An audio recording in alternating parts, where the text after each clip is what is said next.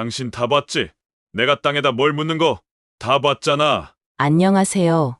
저는 30대 직장인 김미나입니다. 조용한 주택가에서 혼자 살고 있던 제게 일어난 소름 돋는 경험을 들려드리려고 해요. 사실 이야기를 시작하기도 전에 심장이 빠르게 뛰네요. 그래도 누군가에게는 경각심이 될 수 있을 것 같아 용기를 내봅니다. 그날은 평범한 토요일 오후였어요. 집 앞 좁은 골목에서 화분에 물을 주고 있을 때였죠. 이삿짐을 실은 트럭 한 대가 저희 집 옆 빈집 앞에 서더라고요. 그동안 몇 달간 비어있던 집이라 새 이웃이 오는구나 싶었죠. 그리고 그를 처음 보았어요. 30대 초반쯤 되어 보이는 남자가 여러 마리의 개들을 데리고 내렸거든요. 검은색 티셔츠에 청바지를 입은 평범한 차림이었지만 깔끔하고 단정한 인상이었어요. 무엇보다 개를 5마리나 키우는 게 인상적이었죠. 저는 화분에 물을 주는 척하며 슬쩍 이삿짐을 구경했어요. 그때 그가 저를 발견하고 환하게 웃으며 다가왔어요. 안녕하세요. 옆집에 이사 온 박준호라고 합니다. 앞으로 잘 부탁드려요. 갑작스러운 인사에 살짝 당황했지만 밝은 미소로 먼저 다가온 그의 모습이 좋아 보였어요. 아, 네. 반갑습니다. 저는 옆집에 사는 김미나예요.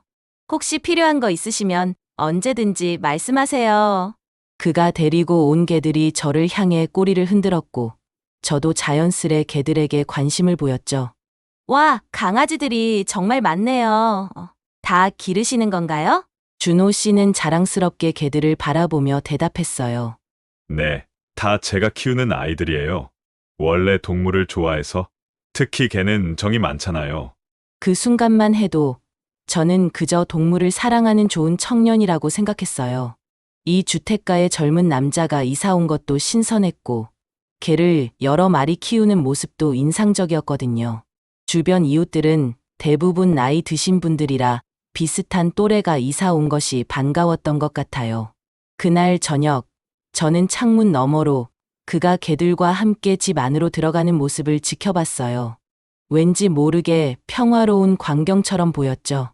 개들이 즐겁게 뛰어다니고 그는 상자를 하나씩 풀며 새 보금자리를 정리하는 모습이었으니까요. 며칠 동안은 특별한 일 없이 지나갔어요. 가끔 골목에서 마주치면 인사를 나누고 그가 개들을 산책시키는 모습도 종종 볼 수 있었죠. 그는 항상 미소를 지으며 먼저 인사했고 저도 그런 그가 좋은 이웃이 될 거라 생각했어요. 미나 씨는 혼자 사세요? 이 동네는 오래 사셨어요? 어느 날 우연히 마주쳤을 때 그가 물었어요. 순간 경계심이 들었지만 그의 표정은 그저 이웃으로서 자연스러운 대화를 나누고 싶어 하는 것처럼 보였죠. 네, 혼자 산 지 2년 정도 됐어요. 조용해서 마음에 들더라고요. 솔직히 처음에는 그의 친절함이 좋았어요. 이 주택가에서는 이웃들과 깊이 교류하는 일이 많지 않았거든요. 그리고 저는 동네 길고양이들에게 밥과 물을 챙겨주는 취미가 있었는데 그도 동물을 좋아한다니 공통점이 있어 반가웠죠. 하지만 그때는 몰랐어요. 그 친절한 미소 뒤에 숨겨진 어두운 비밀을, 그리고 제 일상이 곧 악몽으로 변할 거라는 사실을요. 준호 씨가 이사 온 지 일주일쯤 지났을 때부터 이상한 일들이 생기기 시작했어요. 처음에는 별로 신경 쓰지 않았던 소리들이었죠. 하지만 지금 생각해보면 그때부터 경계했어야 했는데 그날 밤은 평소보다 일찍 잠자리에 들었어요. 디자인 프로젝트 마감이 있어서 하루 종일 컴퓨터 앞에 앉아 있었더니 눈이 너무 피로했거든요. 겨우 잠이 들려는 순간이었어요. 희미하게 들리는 소리에 눈을 번쩍 떴어요. 개가 내는 소리 같았어요. 아픈 듯한 비명 같은 소리였죠. 그리고 뒤이어 들린 둔탁한 소리. 무언가가 바닥이나 벽에 부딪히는 것 같았어요. 옆집 개들인가? 처음에는 그저 개들이 장난치다 다친 건가 싶었어요. 하지만 그 소리는 밤마다 계속되었고 점점 더 선명하게 들리는 것 같았죠. 주택가라 벽이 얇아서인지 소리가 생각보다 잘 들렸거든요. 셋째 날 밤, 더 이상 참을 수 없어서 벽에 귀를 대고 집중해서 들었어요. 개들의 비명과 함께 남자의 낮은 목소리도 들렸어요. 화가 난 듯한 목소리였죠. 조용히 해. 가만히 있으라고. 그 말과 함께 다시 둔탁한 소리가 들렸고 개의 비명은 갑자기 멈췄어요. 갑자기 등줄기로 한기가 흘렀어요. 무언가 이상했죠. 개를 훈련시키는 거라고 생각하기에는 너무 늦은 시간이었고 그 목소리에서 느껴지는 분노는 단순한 훈련을 넘어선 것 같았어요. 다음 날 아침 출근하기 위해 현관문을 열었을 때 준호 씨와 마주쳤어요. 그는 여전히 밝게 웃으며 인사했어요. 안녕하세요. 미나 씨, 오늘도 일찍 출근하시네요. 평소와 다름없는 그의 모습에 어젯밤의 기억이 착각이었나 싶었어요. 그래도 용기를 내어 물어봤죠. 혹시 어젯밤에 무슨 일 있으셨어요? 개들이 우는 소리가 좀 들려서요. 그의 표정이 순간 굳었다가 다시 미소를 지었어요. 아, 제가 늦게 들어와서 아이들이 흥분했나 봐요. 신경 쓰이셨다면 정말 미안해요. 그의 대답은 자연스러웠지만 어딘가 불편한 느낌이 들었어요. 눈빛이 미소와는 달리 차갑게 느껴졌거든요. 아니에요. 괜찮아요. 그냥 혹시 개들에게 무슨 일이 있나 해서요. 그날부터 저는 밤마다 그 소리에 귀를 기울이게 됐어요. 때로는 한밤중에, 때로는 새벽에. 시간은 제각각이었지만 소리의 패턴은 비슷했어요. 개의 비명, 둔탁한 충돌음, 그리고 갑작스러운 침묵. 한 번은 밤 12시가 넘어서 제가 잠을 못 이루고 있을 때였어요. 옆집에서 다시 그 소리가 들리기 시작했죠. 용기를 내어 현관문 앞까지 나갔어요. 복도는 조용했고 옆집 문틈으로 희미한 빛이 새어나왔어요. 문에 귀를 대고 들으려는 순간 문이 갑자기 열렸어요.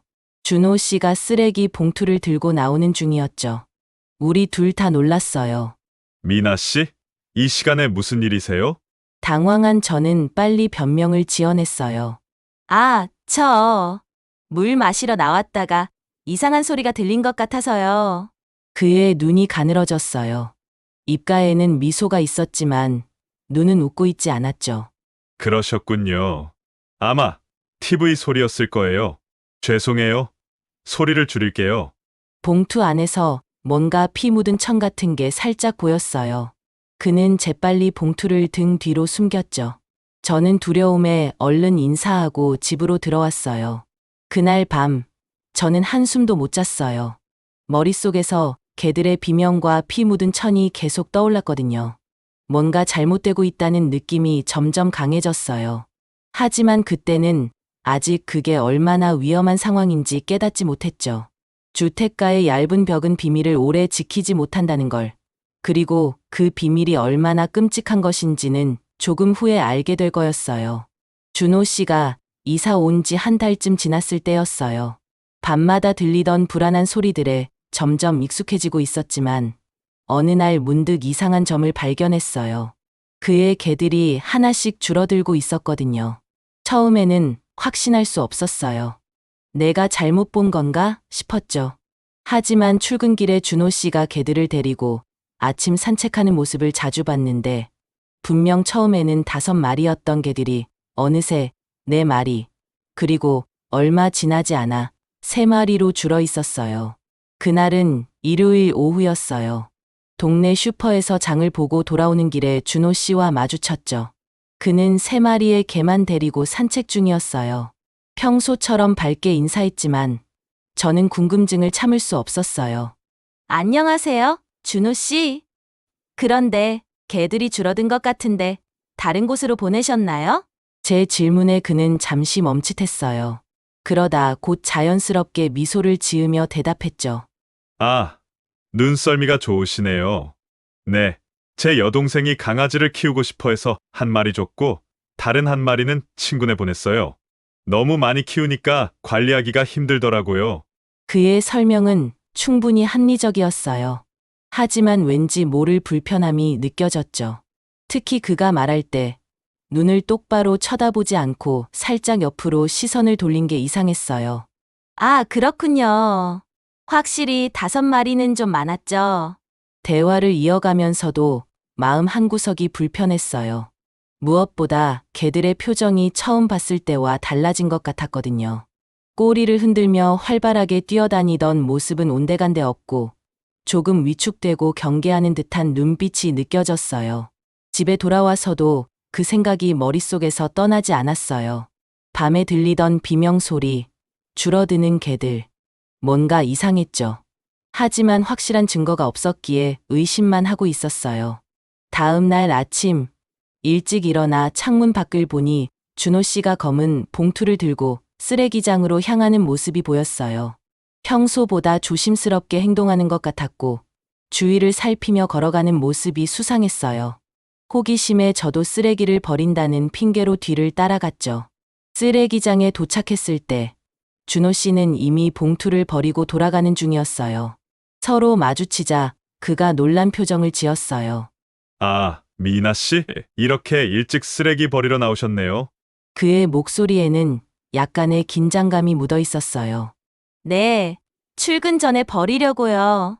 준호 씨도 일찍 일어나셨네요. 아, 네. 어제 생긴 쓰레기가 좀 있어서요. 그가 황급히 인사하고 자리를 떠나자 저는 그가 버린 봉투가 궁금해졌어요. 주위를 살피고 조심스럽게 쓰레기통을 들여다봤죠. 검은 봉투는 맨 위에 있었고 살짝 열려 있었어요. 안을 들여다보는 순간 숨이 멎는 것 같았어요. 강아지 목줄과 피가 묻은 수건, 그리고 개털이 뭉쳐 있었거든요. 순간 온몸에 소름이 돋았어요. 설마 그가 개들을 해친 건가? 그날 이후로 준호 씨를 볼 때마다 불안감이 커졌어요. 그의 웃는 얼굴 뒤에 숨겨진 무언가가 있다는 확신이 들었죠. 이제 남은 개들도 3마리에서 2마리로 줄어 있었어요. 매번 물어볼 때마다 그는 그럴듯한 이유를 대었지만 더 이상 그의 말을 믿을 수 없었어요. 어느 날 저녁, 집에 돌아오는 길에 그의 차 트렁크가 열려 있는 것을 보았어요. 안에는 커다란 여행 가방과 삽이 보였죠. 평범한 물건들일 수도 있지만 그 순간 왠지 모를 두려움이 느껴졌어요. 특히 가방에서 살짝 보이는 개 목줄이 눈에 띄었거든요. 이제는 확실했어요. 준호 씨가 개들에게 무슨 짓을 하고 있다는 것. 하지만 아직 완전한 증거는 없었고 누구에게 말해야 할지도 고민이었어요. 그리고 무엇보다 개들 다음에는 무슨 일이 벌어질지 두려웠어요. 준호 씨의 개들이 줄어드는 것과 동시에 우리 동네에 또 다른 이상한 일이 일어나기 시작했어요. 제가 종종 밥과 물을 챙겨주던 길고양이들이 하나둘 다치거나 사라지는 일이 생긴 거죠. 처음 그 일을 발견한 건 출근길이었어요. 골목을 지나가는데 항상 제게 다가와 몸을 비비던 오렌지색 고양이 나비가 다리를 절뚝거리며 구석에 웅크리고 있었죠. 걱정되어 다가가 보니 다리에 상처가 있고 피가 말라 있었어요. 마치 무언가에 맞거나 다친 것처럼 보였죠. 나비야, 무슨 일이 있었던 거야? 물론 고양이는 대답할 수 없었지만 그 상처는 분명 누군가 의도적으로 해친 것처럼 보였어요. 출근 시간이라 당장은 병원에 데려갈 수 없어서 물과 먹이를 주고 저녁에 다시 오기로 했죠. 그날 저녁 나비를 찾으러 나갔는데 동네 할머니 한 분이 저를 불러 세웠어요. 아가씨, 혹시 고양이 찾고 있어? 네, 오렌지색 고양이요. 아침에 다쳐 있길래 병원에 데려가려고요. 할머니의 표정이 어두워졌어요. 아이고, 오늘 오후에 박스에 담아 데려간 사람이 있었어. 구청에서 왔다고 하던데. 가슴이 철렁했어요. 구청에서 오면 보호소로 가는 건데 상처가 있는 상태라면 마음이 너무 아팠죠. 그날 이후로 동네 길고양이들을 더 유심히 살피기 시작했어요. 그러자 더 많은 문제가 눈에 들어왔죠. 항상 무리지어 다니던 길고양이들이 하나둘 보이지 않게 되었고 남아있는 고양이들도 상처를 입거나 겁에 질린 듯한 모습이었어요. 어느 날 저녁 퇴근길에 동네 슈퍼 앞에서 이웃들이 모여 이야기하는 소리가 들렸어요. 요즘 고양이들이 자꾸 다치는 거 이상하지 않아요? 누가 일부러 그러는 것 같아요. 김 할머니가 걱정스럽게 말씀하셨어요. 저도 그 대화에 자연스레 참여했죠. 저도 그게 걱정이에요. 제가 자주 밥 주던 고양이들이 상처를 입거나 사라지고 있어요. 이웃들과 이야기를 나누면서 알게 된 사실은 이런 일이 준호 씨가 이사 온 이후부터 시작됐다는 거예요. 물론 그 자리에서 준호 씨를 의심한다고 말하진 않았지만 마음속으로는 연관성을 느꼈어요. 다음 날 회사에서 일찍 퇴근하고 돌아오는 길이었어요. 동네 공터 쪽에서 뭔가 움직이는 게 보였죠. 조심스럽게 다가가 보니 준호 씨였어요. 그는 뭔가를 손에 들고 있었는데 작은 새총 같았어요. 그리고 그 앞에는 다리를 절뚝거리는 검은 고양이가 있었죠. 순간 가슴이 쿵 내려앉았어요. 그는 고양이를 겨냥하고 있었어요. 너무 충격적이어서 그대로 얼어버렸는데 그 순간 우연히 지나가던 초등학생들이 뛰어오며 소리쳤어요. 고양이다. 까망이네. 아이들의 소리에 준호 씨는 화들짝 놀라 새총을 재빨리 주머니에 숨겼어요. 그리고 아무 일도 없었다는 듯이 자연스럽게 그 자리를 떠났죠. 아이들은 고양이에게 관심을 보이다가 곧 다른 곳으로 달려갔고 저는 그 자리에 얼어붙은 채로 서 있었어요. 준호 씨가 고양이들을 해치고 있었던 거야. 다음 날 용기를 내어 주민센터에 신고했어요. 하지만 증거가 없다는 이유로 별다른 조치를 취하지 않았죠. 그저 순찰을 강화하겠다는 말뿐이었어요. 직접 목격하셨다면 경찰에 신고하는 게 좋겠네요. 저희가 할 수 있는 일은 제한적이라서. 실망스러웠지만 증거 없이 누군가를 의심하는 것도 쉽지 않은 일이라는 걸 이해했어요. 하지만 그날 이후로 더 경계하게 되었죠. 길고양이들에게 밥을 주러 갈 때도 주변을 살피게 되었고 준호 씨와 마주치면 평소보다 더 조심스럽게 대했어요. 그리고 얼마 지나지 않아 가장 충격적인 일이 벌어졌어요. 동네에서 제일 오래 살았던 흰색 고양이, 하양이가 피를 흘린 채 죽어 있는 걸 발견한 거예요. 목에는 명백히 누군가 상처를 낸 흔적이 있었어요. 동네 주민들도 충격을 받았고 동물보호단체에 연락이 갔어요. 하지만 범인은 잡히지 않았죠. 이 모든 일들이 준호 씨와 관련 있다는 직감이 들었지만 아직 확실한 증거는 없었어요. 하지만 이제 단순히 동물을 해치는 문제를 넘어서 이 사람이 얼마나 위험한 존재인지 두려워지기 시작했어요. 개들이 계속 줄어들고 길고양이들이 학대받는 이 상황. 무언가 더 끔찍한 일이 일어나기 전에 증거를 찾아야 한다는 생각이 들었죠. 길고양이들이 계속해서 다치고 준호 씨의 개들이 하나둘 사라지는 상황에서 저는 불안한 나날을 보내고 있었어요. 뭔가 조치를 취해야 할 것 같았지만 확실한 증거도 없고 누구에게 도움을 청해야 할지 몰랐죠. 그날은 퇴근 후 집에서 간단히 저녁을 먹고 있었어요. 평소처럼 TV를 켜놓고 뉴스를 흘려보고 있었는데 특별 프로그램이 방송되고 있었죠. 오늘은 연쇄살인범의 심리와 행동 패턴에 대해 알아보는 시간입니다. 특히 초기 징후에 주목해 보겠습니다. 처음에는 크게 관심을 두지 않았어요. 하지만 이어지는 내용이 제 귀를 사로잡았죠. 화면에는 중년의 프로파일러가 나와 설명하고 있었어요. 그의 말 한마디 한마디가 가슴에 박혀들었죠. 연쇄살인범의 초기 행동 패턴은 대부분 동물 학대에서 시작됩니다. 특히 반려동물이나 길고양이 같은 약한 동물들을 대상으로 잔혹한 행위를 저지르죠. 이후 여성들을 대상으로 한 묻지마 폭행으로 발전하는 경우가 많습니다. 그 순간 전기에 감전된 것처럼 온몸이 굳어버렸어요. 프로파일러의 말은 계속 이어졌죠. 동물 학대는 단순한 장난이 아니라 심각한 심리적 문제의 징후입니다.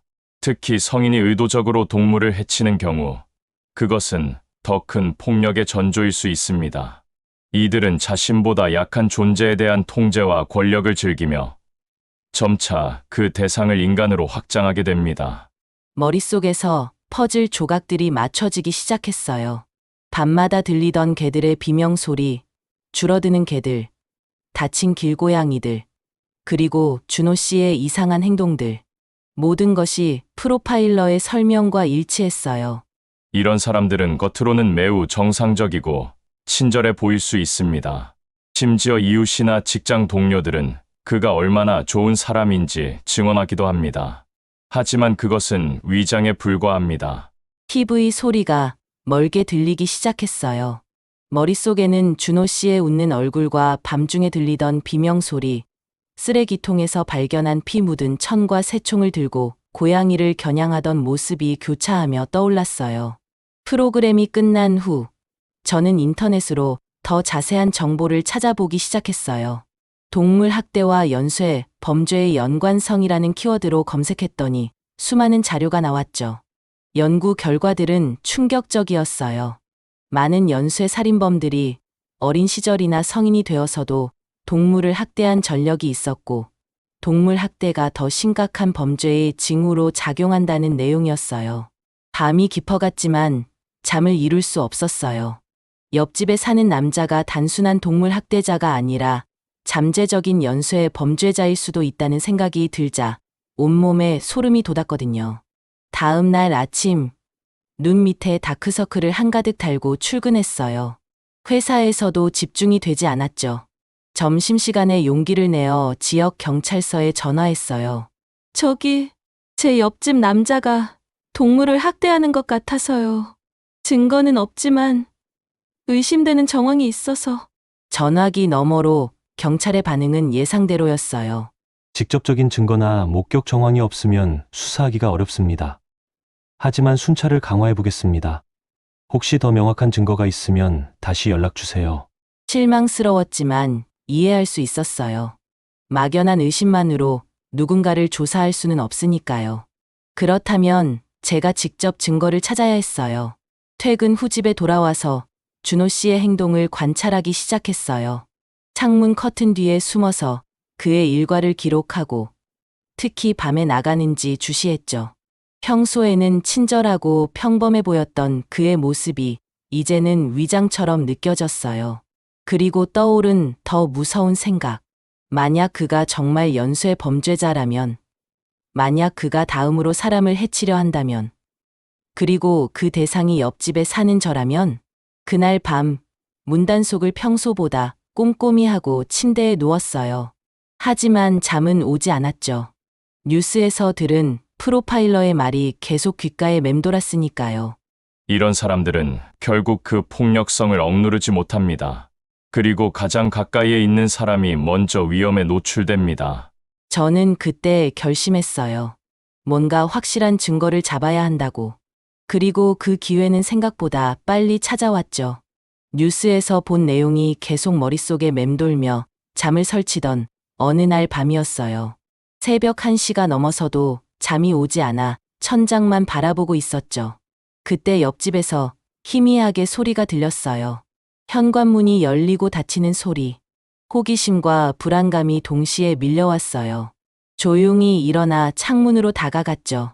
커튼 사이로 조심스럽게 밖을 내다보니 준호 씨가 검은 가방과 삽을 들고 집 밖으로 나오는 모습이 보였어요. 새벽 2시에 삽을 들고 나간다는 건 명백히 이상한 일이었죠. 심장이 빨리 뛰기 시작했어요. 그를 따라가야 할까? 위험할 수도 있지만 이게 증거를 찾을 유일한 기회일 수도 있었어요. 빠르게 결정했죠. 검은 후드티를 걸치고 휴대폰을 챙겨 조용히 집을 나섰어요. 주택가 골목은 고요했고 가로등 불빛만이 희미하게 길을 밝히고 있었어요. 준호 씨는 저보다 50m쯤 앞에서 빠르게 걷고 있었죠.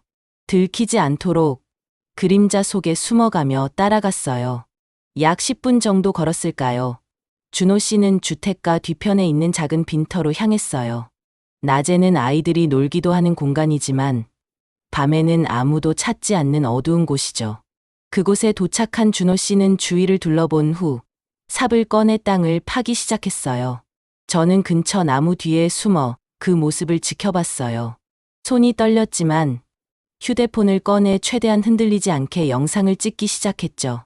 녹화 버튼을 누르자마자 휴대폰 알림이 울릴까봐 가슴이 철렁했지만 다행히 무음 모드였어요. 준호 씨는 약 5분간 땅을 판 후 검은 가방에서 포대자루 같은 것을 꺼냈어요. 달빛에 비친 그의 표정은 너무 평온해 보였어요. 마치 일상적인 일을 하는 것처럼요. 그 모습이 오히려 더 소름 돋았죠. 포대자루를 구덩이에 넣고 흙을 덮기 시작하는 그의 모습을 계속 녹화했어요. 숨도 제대로 쉬지 못하면서요. 그때 제 발밑에 작은 나뭇가지가 부러지는 소리가 났어요. 순간 준호 씨가 움직임을 멈추고 주변을 둘러보기 시작했어요. 저는 나무 뒤로 더 바짝 몸을 숨겼죠. 심장이 목구멍까지 차오르는 것 같았어요. 누구 있어요? 그의 목소리가 어둠 속에 울려 퍼졌어요. 저는 숨을 참았죠. 그가 삽을 든 채 주변을 살피기 시작했어요. 저를 향해 몇 걸음 다가오는 것 같았죠. 그때 갑자기 멀리서 고양이 울음소리가 들렸어요. 준호 씨의 시선이 그쪽으로 향했고 저는 안도의 한숨을 내쉬었어요. 그는 잠시 망설이다가 다시 구덩이로 돌아가 서둘러 흙을 덮고 자리를 정리했어요. 준호 씨가 떠난 후에도 한참을 그 자리에 얼어붙어 있었어요. 너무 충격적이었거든요. 그가 무엇을 묻었는지 확인하고 싶었지만 감히 그 자리를 파볼 용기가 나지 않았어요. 대신 정확한 위치를 기억해 두었죠. 조용히 집으로 돌아와 녹화한 영상을 확인했어요. 어둡고 흐릿했지만 준호 씨가 무언가를 묻는 모습은 분명히 담겨 있었어요. 이제 증거가 생겼어요. 하지만 이것만으로는 그가 무엇을 묻었는지 알 수 없었죠. 내일 경찰에 가야겠어. 스스로에게 중얼거렸지만 곧 마음이 바뀌었어요. 만약 경찰이 또 증거 불충분으로 무시한다면, 그리고 준호 씨가 내가 신고한 사실을 알게 된다면, 생각만 해도 소름이 돋았어요. 다음 날 출근길, 준호 씨와 마주쳤어요. 그는 평소처럼 밝게 웃으며 인사했죠. 안녕하세요, 미나 씨. 오늘도 날씨가 좋네요. 그 미소 뒤에 숨겨진 진실을 알게 된 지금, 그의 친절함이 오히려 더 섬뜩하게 느껴졌어요. 억지로 미소 지으며 대답했죠. 네, 정말 좋은 날이에요. 그의 눈을 똑바로 쳐다볼 수 없었어요. 마치 제가 어젯밤에 본 것을 그가 알고 있을까봐 두려웠거든요. 회사에서도 집중할 수 없었어요. 머릿속에는 온통 어젯밤 장면과 그가 묻은 것의 정체에 대한 생각뿐이었죠. 개들이 하나씩 줄어든 것, 길고양이들이 다친 것, 그리고 이제 무언가를 땅에 묻는 모습까지 모든 퍼즐이 맞춰지는 것 같았지만 여전히 확신할 수 없었어요. 그날 저녁 용기를 내어 동물보호단체에 연락했어요. 적어도 그들은 제 이야기를 진지하게 들어줬죠. 증거가 있다면 경찰과 함께 조사할 수 있어요. 영상을 보내주시겠어요? 영상을 보내고 위치도 자세히 알려줬어요. 그들은 내일 경찰과 함께 현장을 확인하겠다고 약속했어요. 그날 밤 겨우 잠이 들었는데 갑자기 옆집에서 큰 소리가 났어요. 마치 뭔가를 부수는 소리 같았죠. 그리고 뭔가 끌고 가는 소리. 설마 내가 그를 지켜본 걸 알았나? 공포에 질려 이불 속에 숨어버렸어요. 경찰이 오기 전에 증거를 없애려는 건 아닐까. 그날 밤은 한숨도 자지 못했어요. 준호 씨가 밤중에 무언가를 묻는 모습을 목격한 날부터 저는 잠을 제대로 이루지 못했어요. 동물보호단체에 연락한 후에도 마음이 불안했죠. 그들이 정말 오기나 할까? 오더라도 증거를 찾을 수 있을까? 그리고 만약 준호 씨가 제가 신고한 것을 알게 된다면, 그날은 몸이 좋지 않았어요. 며칠 동안 제대로 자지 못한 데다가 갑자기 감기 증상까지 생겼거든요. 회사에서도 계속 기침이 나와서 일찍 퇴근했죠. 집에 돌아와 해열제를 먹고 침대에 누웠어요. 약 기운이 돌면서 금세 깊은 잠에 빠져들었죠. 몇 시간이나 지났을까요? 희미한 의식 속에서 이상한 소리가 들렸어요. 처음에는 꿈인 줄 알았는데 점점 선명해지더라고요. 도어락 비밀번호를 누르는 소리였어요. 순간 깜짝 놀라 벌떡 일어났어요. 누군가 제 현관문 비밀번호를 누르고 있었어요. 아직 약기운이 남아있어 머리가 몽롱했지만 본능적으로 위험을 감지했죠. 조용히 일어나 현관 쪽으로 다가갔어요. 심장이 미친 듯이 뛰기 시작했어요. 누구지? 이 시간에? 창문으로 보니 이미 해가 져서 어두웠어요. 시계를 보니 새벽 2시 27분. 이번엔 누군가 문고리를 조용히 돌려보는 소리가 들렸어요.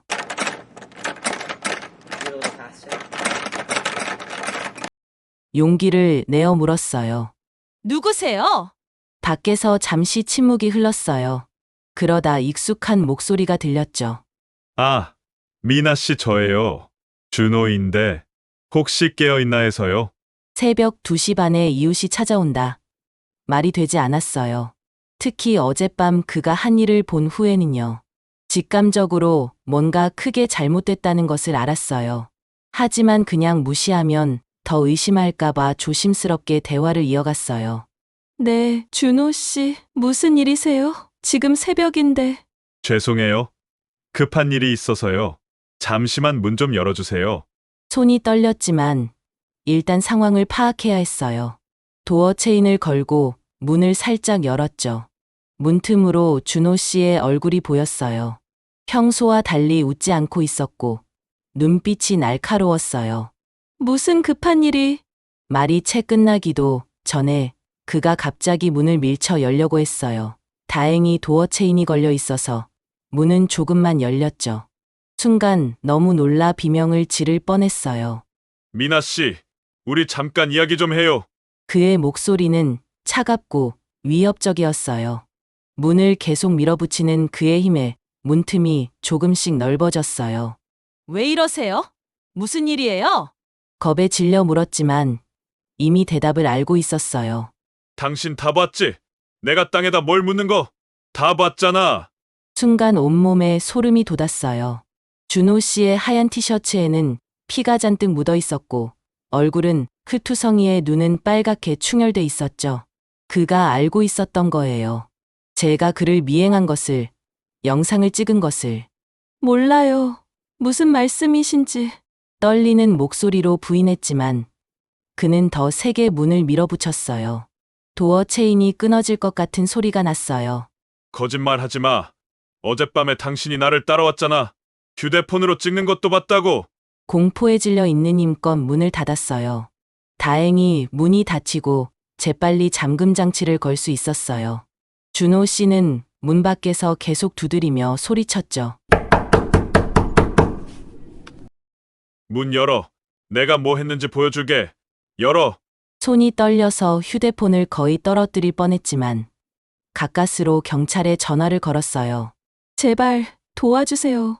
옆집 남자가 지금 제 문을 부수려고 해요. 위험해요. 다행히도 제 현관에 설치된 CCTV가 모든 상황을 녹화하고 있었어요.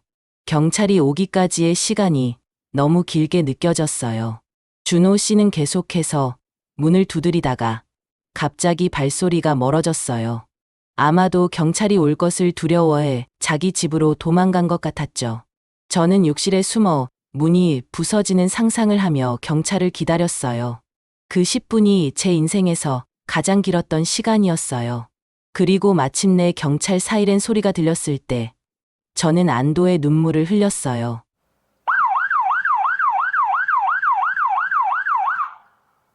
경찰이 도착했을 때 준호 씨는 이미 자기 집으로 도망간 후였어요. 공포에 질린 채로 경찰에게 문을 열어주었죠. 2명의 경찰관이 현관에 서 있었고 그중 한 명이 물었어요.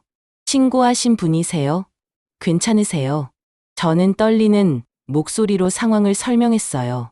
옆집 남자가 새벽에 현관문을 열려고 했다는 것, 제가 그를 미행해서 무언가를 땅에 묻는 장면을 목격했다는 것, 그리고 그가 저를 위협했다는 것까지요. 증거가 있으세요? 경찰관의 질문에 저는 휴대폰을 꺼냈어요. 네, 영상이 있어요. 그리고 현관 CCTV에도 모든 게 찍혀 있을 거예요. 경찰은 일단 준호 씨의 집으로 갔지만 문을 열어주지 않았어요. 그들은 돌아와서 제 휴대폰 영상과 CCTV 영상을 확인했죠. 그리고 제게 경찰서에 동행해 줄 것을 요청했어요. 이 사건은 심각해 보입니다. 정식으로 진술을 받고 수사를 시작해야 할 것 같네요. 그렇게 새벽 4시 저는 경찰서로 향했어요. 몸은 아직 감기 기운이 있었지만 공포감에 그런 건 잊혀졌죠. 경찰서에 도착해서 진술서를 작성하고 제가 찍은 영상과 현관 CCTV 영상을 증거로 제출했어요. 형사실에서 중년의 남자 형사가 저를 맞이했어요. 이 형사라고 자신을 소개했죠. 김미나 씨, 많이 놀라셨죠? 차 한 잔 드세요. 따뜻한 차를 건네받으며 저는 조금 안정을 찾았어요. 이 형사는 진지한 표정으로 제 이야기를 경청했어요. 처음에는 개들이 하나씩 줄어드는 것을 발견했고, 그 다음에는 동네 길고양이들이 다치거나 죽는 일이 생겼어요. 그리고 어젯밤 준호 씨가 빈터에 무언가를 묻는 걸 목격했죠. 이 형사는 제가 제출한 영상들을 자세히 검토했어요. 준호 씨의 집을 수색하기 위한 영장을 신청하겠다고 했죠. 그리고 제 안전을 위해 임시로 보호시설로 이동할 것을 권했어요. 이런 일에는 안전이 최우선입니다. 당분간은 집에 돌아가지 않는 것이 좋겠어요. 저는 친구 집으로 가겠다고 했고, 경찰은 동의했어요. 형사는 잠시 자리를 비운 후 돌아와서 놀라운 사실을 알려주었어요. 김미나 씨, 박준호에 대한 조회 결과가 나왔습니다. 그는 과거에 동물 학대와 여성을 대상으로 하는 묻지마 폭행으로 전과가 있는 사람입니다. 다른 지역에서도 비슷한 수법으로 문제를 일으키다 도주했던 기록이 있네요.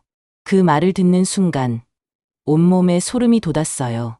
제 직감이 맞았던 거예요. 그는 단순한 이웃이 아니라 위험한 범죄자였던 거죠. 그럼 그가 묻은 것은 뭐였을까요? 이 형사는 심각한 표정으로 대답했어요. 지금 현장 수사팀이 가서 확인 중입니다. 결과는 곧 알 수 있을 거예요. 그날 아침 친구 집으로 피신했어요. 친구는 제 이야기를 듣고 충격을 받았지만 기꺼이 저를 받아주었죠. 그리고 오후에 이 형사에게서 전화가 왔어요. 김미나 씨, 박준호의 집을 수색했습니다. 집 안에서 동물 학대의 흔적과 함께 몇몇 여성들의 개인 물품들이 발견되었어요. 그리고 그가 묻은 장소를 파보니 개의 사체와 함께 다른 증거물들이 나왔습니다. 자세한 내용은 말씀드리기 어렵지만 매우 심각한 사안입니다. 가슴이 철렁했어요. 준호 씨는 단순한 동물 학대를 넘어서 더 끔찍한 일을 계획하고 있었던 걸까요? 그 사람은 어떻게 됐나요? 오늘 아침 체포되었습니다. 도주하려다 붙잡혔어요. 지금은 구속 상태입니다. 안도의 한숨이 나왔지만 동시에 두려움도 컸어요. 만약 그날 밤 문을 완전히 열었다면 생각만 해도 끔찍했죠. 일주일 후 저는 다른 지역으로 이사를 결정했어요. 그 남자가 구속되었다고 해도 그 집 근처에서는 도저히 편안하게 지낼 수 없을 것 같았거든요. 이 형사는 저에게 연락해 준호 씨가 정식으로 기소되었다는 소식을 전해주었어요. 그는 오랜 시간 동안 감옥에 있게 될 겁니다. 미나 씨의 용기 덕분에 더 큰 범죄를 예방할 수 있었어요. 정말 감사합니다. 새 집으로 이사하던 날 마지막으로 옛 동네를 둘러봤어요. 이제는 그곳에 흔적도 없이 떠나지만 그 경험은 영원히 제 안에 남을 거예요. 그리고 무엇보다 중요한 것은 저희 직감과 용기가 더 큰 비극을 막았다는 사실이었죠. 새로운 집, 새로운 시작. 이제는 과거의 공포에서 벗어나 다시 평화로운 일상을 찾을 시간이었어요. 하지만 한 가지 배운 것이 있다면 우리 주변에는 예상치 못한 위험이 숨어 있을 수 있다는 것. 그리고 이상한 징후를 느낀다면 그것을 무시하지 말고 경계해야 한다는 거예요. 여러분, 저희 이야기가 누군가에게 경각심을 줄 수 있길 바랍니다. 때로는 친절한 미소 뒤에 무서운 비밀이 숨어 있을 수도 있으니까요. 자신의 안전을 위해, 그리고 다른 이들을 위해서 의심스러운 상황에 대해 주저없이 도움을 요청하세요. 제가 그랬던 것처럼 여러분의 작은 용기가 큰 비극을 막을 수 있을지도 모릅니다. 제 사연이 공감되셨다면 좋아요와 구독 버튼을 눌러주세요. 감사합니다.